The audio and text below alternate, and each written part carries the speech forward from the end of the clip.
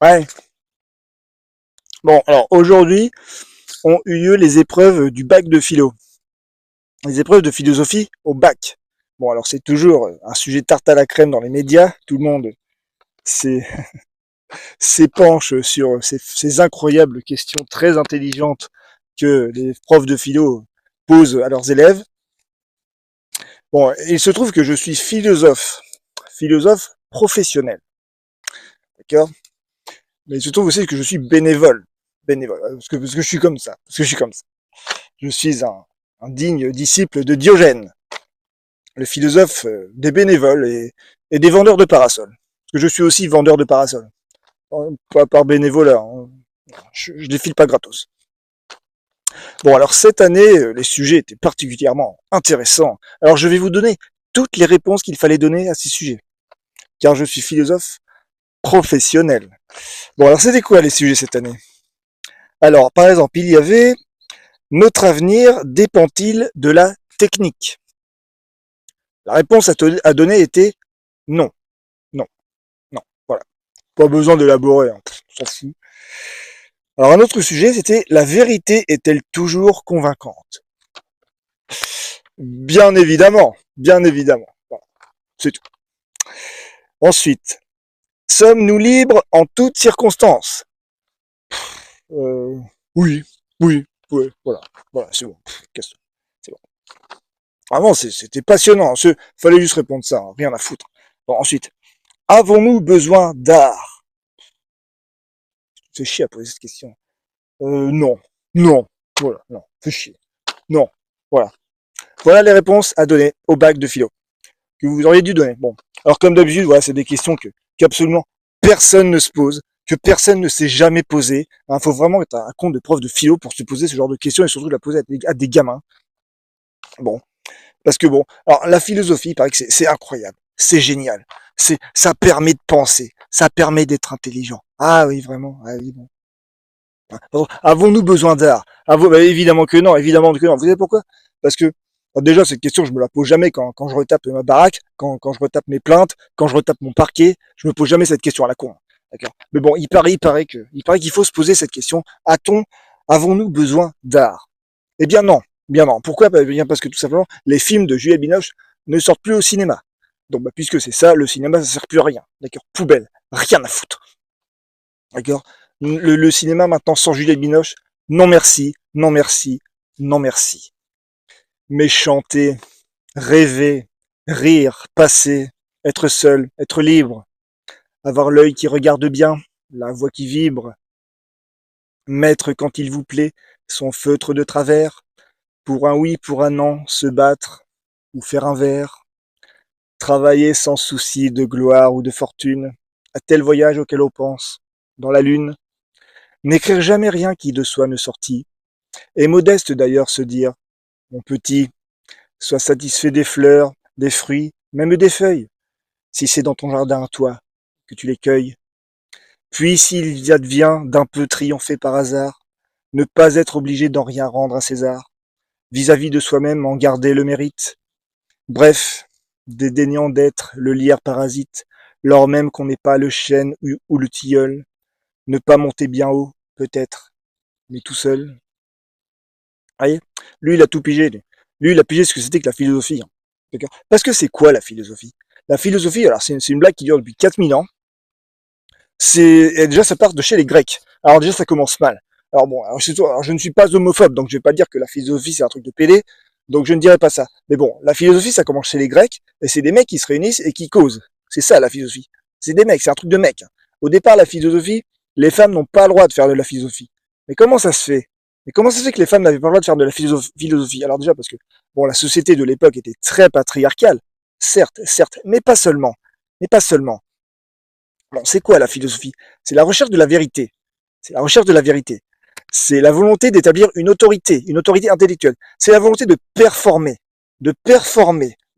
par l'esprit. De dire voilà, je suis plus malin que toi, mon pote. Je te cause et je te dépasse. Je te dépasse par la pensée. C'est l'instinct de la distinction, l'instinct de la limite. Vous voyez, le réflexe de la limite. C'est un vieux réflexe masculin, c'est le réflexe du nomos. C'est un vieux réflexe très masculin. très très très masculin. C'est la volonté de, voilà, de définir avec autorité ce qu'est la vérité, ce qu'est la raison, ce qu'est la loi, ce qu'est l'État, enfin vous voyez, tous ces trucs de philosophes, vous voyez. C'est très masculin la philosophie. Et pendant longtemps, les femmes ont été interdites de faire de la philosophie. Alors aujourd'hui, ça n'est plus le cas. Aujourd'hui, les facs de philosophie sont blindées de femmes, mais il y a toujours autant, il y a toujours une grosse majorité de mecs qui écrivent des livres de philosophie. Il y a toujours cette volonté masculine de vouloir performer. Alors il y a des femmes qui écrivent des livres de philosophie, mais il y en a pas beaucoup. Il y en a pas beaucoup. Pourtant, il y a beaucoup de femmes qui étudient la philosophie. Bon, mais pourquoi? Mais pourquoi? Parce que les hommes recherchent la vérité. Ils la recherchent, la vérité. Pourquoi? Pourquoi? Parce qu'ils ne savent pas ce que c'est que la vérité. Ils ne savent pas ce que c'est que la vérité. Ils sont aveuglés par leur instinct, par, par leur obsession de la limite. Ils sont obsédés par leur limite. Ils sont aliénés par ce qu'ils ont dans leur pantalon. Dans le pantalon, les hommes ont une limite. C'est une limite ce qu'ils ont. Donc ils cherchent à nomothétiser le monde pour que ce soit bien rangé, pour ne pas que la limite perde ses repères. Vous voyez? C'est la volonté de performer, de nomothétiser le monde. C'est un vieux réflexe très masculin. Très masculin. Alors que les femmes, c'est quoi? Mais pourquoi rechercher la vérité? Pourquoi faire? Puisqu'elles l'incarnent. Pourquoi faire? Pourquoi faire? Aujourd'hui, voilà, les femmes se disent, bon, les hommes se sont arrogés la philosophie. On va participer à la philosophie pour leur montrer que nous aussi, on sait faire de la philosophie. Mais pourquoi faire? Mais pourquoi faire? C'est de la merde, la philosophie. C'est une blague, c'est une mauvaise blague qui dure depuis 4000 ans. Et à quoi ça nous mène, la philosophie, aujourd'hui? À quoi ça nous mène? À un monde stérilisé, à des océans acidifiés, à un réchauffement climatique, à une extinction massive, à la troisième guerre mondiale qui va tous nous détruire. Ça mène à 4 000 ans de philosophie, 4 000 ans de volonté de nomothétiser le monde. Ça mène à ça, 4 000 ans de volonté d'autorité intellectuelle sur le monde. Ça mène à ça, la philosophie. C'est de la chiasse. Pourquoi les femmes se rabaissent à faire de la philosophie? Pourquoi? Pourquoi faire? Elles devraient refuser de faire de la philosophie. La philosophie, les bouquins de philosophie, vous devriez tous les foutre à la poubelle. C'est ce que j'ai fait. Hein. J'ai lu beaucoup de philosophie. J'en suis arrivé à la conclusion que tous les philosophes étaient des fils de pute. Vous voyez, c'est pas compliqué d'en arriver à ce genre de conclusion. Étant donné qu'il y a beaucoup de philosophes qui parlent sur les femmes. Oui, bah, ils aiment établir une autorité, établir le nomos sur l'autre genre, évidemment, le genre de la vérité, le genre qui incarne la vérité. Les hommes sont jaloux de cela. Les hommes sont jaloux de cela. Pourquoi rechercher de la vérité quand tu l'incarnes? Quand tu l'incarnes. Les hommes sont jaloux de ça. Bon, qu'est-ce qu'ils disent, nos amis, les philosophes? Par exemple, vous avez Kant, qui dit « La femme n'est qu'un animal domestique ». Fantastique, quel grand philosophe. Vous devriez le citer, ça. Toute femme par nature est destinée à obéir. Schopenhauer, fantastique, fantastique. La femme est faite pour céder à l'homme et pour supporter même son injustice. Rousseau, Jean-Jacques. Tu vas voir les femmes, n'oublie pas ton fouet. Nietzsche. Nietzsche, le roi des puceaux. Alors lui c'était un festival. Le grand Nietzsche qui restait enfermé dans sa chambre, à se prendre pour un fier guerrier teutonique. La volonté de puissance du puceau enfermé dans sa chambre et qui déblatérait des conneries sur les femmes. Alors Nietzsche, un grand philosophe, un grand roi. Un grand roi de puceau, un sacrifice de pute. La femme est quelque chose de défectueux et de manqué. Saint Thomas d'Aquin. Le droit de gouverner de décider est naturellement le partage du mari. La nature le lui donne comme au plus capable et au plus fort. John Locke. La différence qu'il y a entre l'homme et la femme est celle qu'il y a entre l'animal et la plante. Hegel. Il ne devrait y avoir au monde que des femmes d'intérieur, appliquées au ménage. Schopenhauer encore. J'ai déjà cité? Ouais, j'ai déjà cité. J'ai souvent envie de demander aux femmes par quoi elles remplacent l'intelligence. Alain. Le philosophe Alain. Comment? Bref. Le secret de l'imbécilité physiologique des femmes est une conséquence du refoulement sexuel. Freud. D'ailleurs, encore un mec qui en profitait bien. Dieu créa l'homme et ne le trouvant pas assez seul, il lui donna une compagne pour mieux lui faire sentir sa solitude. Paul Valéry. La femme est la condition du recueillement, de l'intériorité de la maison et de l'habitation. Emmanuel Lévinas. Fantastique. Hein. Retournez faire le ménage, mesdames. Arrêtez de faire de la philo. Écoutez les philosophes. Hein. Bah, si vous faites de la philo, hein, forcément. Vous êtes un petit peu d'accord avec ce que vous lisez. Hein. Parmi ceux qui sont nés mâles, tous ceux qui ont été lâches et ont mené une vie injuste ont été transformés en femelles à la seconde naissance. Platon, le papa de tous. La femelle peut être considérée comme un mâle qui à certains égards est mutilé et imparfait. Les menstrues sont du sperme, et du sperme qui n'est pas pur, puisqu'il lui manque encore une chose, à savoir le principe de l'âme. Aristote. Ah, bien sûr, toi t'as l'âme dans les bourses, toi, bien sûr. Ils n'ont aucune âme. L'humanité ne doit aux femmes aucune idée morale, politique, philosophique. L'homme invente, perfectionne, travaille et nourrit la femme. Proudhon. Ça, c'est parfaitement faux. C'est parfaitement faux. Quel homme a un jour inspiré un empire? Est-ce qu'un homme a un jour inspiré un empire? Inspiré un homme? Est-ce qu'un homme a inspiré le geste d'un autre homme pour établir un empire? Ça n'est jamais arrivé. Seules des femmes ont inspiré des empires. Alexandre a été inspiré par sa mère. Le général Bonaparte a été inspiré par Joséphine.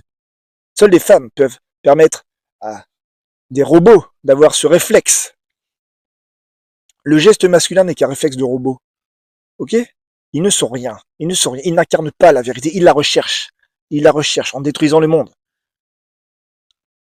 L'humanité de... Ah, voilà. Le peuple de Dieu n'admettait pas la succession, le sexe qui est né pour obéir. Bossuet. Bref. Une belle bande de fils de pute. Donc pourquoi est-ce qu'on rabaisse les jeunes filles à étudier la philosophie, à étudier cette merde, ce vieux réflexe à la con, nomothétique, masculin, distinctif? Pourquoi faire? Mais pourquoi faire? Elle l'incarne, la vérité. Elle l'inspire. Elle l'inspire. La vérité, c'est Roxane. La vérité, c'est la beauté de Roxane. Avons-nous encore besoin du genre performatif ou du genre amélioratif dans un monde en train de crever? De quel genre avons-nous encore besoin? Avons-nous encore besoin d'assurer autant de droits et de liberté au genre qui est en train de foutre en l'air ce monde? Avons-nous encore besoin de cela? Ou bien avons-nous besoin de privilégier le genre qui incarne la vérité, qui a toujours incarné la vérité et qui n'a pas besoin de rechercher la vérité, puisqu'elle l'incarne? Messieurs, nous ne sommes pas faits pour rechercher la vérité. À quoi bon? Elle est sous nos yeux, la vérité. Elle est chez Roxane. Elle est chez Roxane. Nous ne sommes pas faits pour... Nous n'incarnerons jamais la vérité ou la beauté. Nous ne sommes là que pour la servir et pour mourir. C'est notre seule et unique raison d'exister. Je suis en train de vous expliquer l'esprit de chevalerie qui est profondément ancré dans la langue française. D'accord? Nous sommes le pays de la chevalerie, nous sommes le pays de l'héroïsme. Nous sommes ce pays, nous sommes le pays de l'amour sacrificiel pour une volonté prométhéenne. Nous sommes ce pays, messieurs. Donc la philosophie, qu'ils aillent tous se faire foutre. D'accord? Cramez vos bouquins de philosophie. Que cette vieille blague de 4000 ans arrive enfin à son terme. C'est de la merde, c'est de la chiasse la philosophie. Laissez tomber ce truc. J'ai étudié la philosophie. J'ai passé une thèse intitulée Pourquoi les philosophes sont tous des gros cons. Alors je ne l'ai pas validé pour des questions de politique, évidemment. Voilà, bon, bah, c'est comme ça. Et voilà, tous les philosophes sont des fils de pute. Sauf moi, évidemment. Je suis l'exception qui confirme la règle. Comme le dirait le grand philosophe BHL. Grand philosophe BHL, le meilleur philosophe qui soit. Vous savez pourquoi BHL est le meilleur philosophe de l'histoire? Parce qu'il n'a jamais écrit le moindre bouquin de philosophie. Ce qui fait de lui le meilleur philosophe de l'histoire. Ils sont tous à vouloir écrire des bouquins, mais sans intérêt, illisibles. Je performe. Regardez comme je performe sur ma feuille. Regardez comme je pense haut. Regarde comme je pense plus haut que toi. D'accord, mais c'est, voilà, des mecs, des mecs qui se la montrent. C'est des mecs qui se la montrent, la philosophie. Ça n'est que ça. Ça n'est que ça. Où est la vérité là-dedans? Où est la vérité là-dedans? Dans des mecs aliénés. Aliénés par ce qu'ils ont dans le froc. Aliénés par leurs limites. Par leur obsession de la limite. Mais pourquoi faire? Ils ne l'incarneront jamais, la vérité. Jamais un homme n'inspirera une civilisation. Jamais un homme n'inspirera un empire. Jamais un homme n'inspirera un tableau aussi beau que la Joconde. Jamais un homme n'inspirera un film comme le fait Juliette Binoche. Jamais. Ça n'arrivera jamais, ça n'est jamais arrivé. Les hommes n'inspireront jamais la moindre beauté.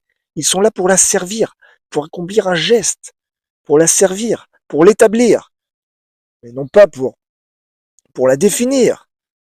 Les femmes incarnent et définissent la beauté. Nous sommes là pour établir son autorité. La seule loi qui vaille, la seule autorité qui vaille, ça n'est pas l'autorité du nomos, c'est l'autorité du pathos, l'autorité de Roxane, du sentiment de Roxane, du sentiment si prométhéen de Roxane. Vous voyez? C'est comme ça depuis toujours, et particulièrement dans ce pays, au pays de la chevalerie et de l'héroïsme. Messieurs, tout cela remontera. Tout cela est enfoui dans la langue française. Tout cela est là-dedans. On l'a, ça ne demande qu'à remonter. Ça remontera. Ce capharnaüm informationnel et commercial nous aveugle, mais tout ça remontera. Tout ça remontera. Il paraît que les civilisations, ça va remonter. Soit, soit. Nous en sommes une belle, une très belle, peut-être la plus belle qui soit. Celle qui servira la volonté prométhéenne de Roxane, de toutes les Roxanes. Elles sont là, les Roxanes, elles sont là. Les Français sont les pires chieuses de la planète. Ils sont là. Elles ne demandent qu'à être servies par des Cyrano esclaves, esclaves de leur volonté, des Cyrano invincibles, rendus invincibles par leur amour inconditionnel pour Roxane, inconditionnel et désintéressé. Retrouvons ce sentiment, messieurs, le sentiment de l'amour désintéressé, désintéressé, non pas pour un dieu, non pas pour des terres, non pas pour des frontières, non pas pour un drapeau, mais pour une femme. Maintes et maintes fois durant l'histoire de ce pays, des hommes ont été rendus invincibles par la volonté d'une femme prométhéenne qui sortait de nulle part, qui sortait de la porcherie, vous voyez, comme Jeanne par exemple. Maintes et maintes fois. Ça peut repartir, ça ne manque qu'à revenir. Ça remontera, messieurs. L'ère des guignols en costard-cravate, l'ère de Christian, c'est bientôt fini. Cyrano va remonter. Les Cyrano remonteront, messieurs. Tout ça remontera. Un jour, un jour. L'heure est proche.